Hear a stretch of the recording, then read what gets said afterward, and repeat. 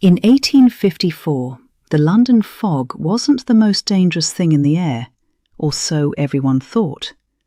Imagine waking up to your daughter's cough at sunrise and burying your entire family before the sun went down. It wasn't a war, it wasn't a fire. It was an invisible predator that turned the city's most basic necessity into a death sentence. Doctors called it the miasma, a deadly stench rising from the sewers. But while the experts were covering their noses, thousands were dropping dead in hours, their bodies turning blue as they withered away. They were looking at the sky, but the real killer was right beneath their feet. On the last day of August, a violent and sudden outbreak erupted in the Soho district. In just 3 days, 127 people living near Broad Street were dead. By the end of the week, the death toll hit 500. This wasn't just a sickness. This was cholera. It stripped the body of its fluids so fast that victims became unrecognizable, living ghosts within a single afternoon. Dr. John Snow. He was a respected anaesthetist, the man who had actually given Queen Victoria chloroform during childbirth. But Snow had a radical theory. While the medical board insisted that bad air caused disease, Snow suspected something else. He suspected the water.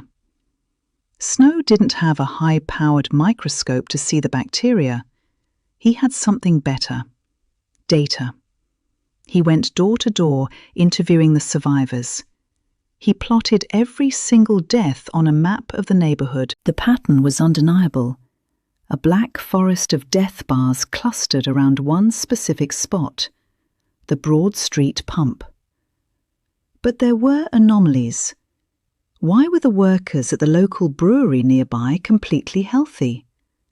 Snow investigated and found they never drank the pump water. They only drank beer.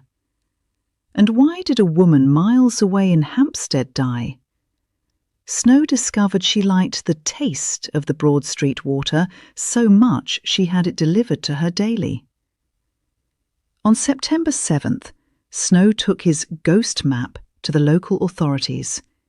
He told them the truth. The water was poison. Their reaction? They didn't believe him. To the Board of Health, the idea that invisible germs in water could kill was absurd. They were miasmatists. They believed in the smell, not the statistics. But Snow was persistent. In an act of desperation, he convinced the Parish Board of Guardians to do one thing: remove the handle from the Broad Street pump. Almost immediately, the deaths plummeted. The invisible predator had been disarmed.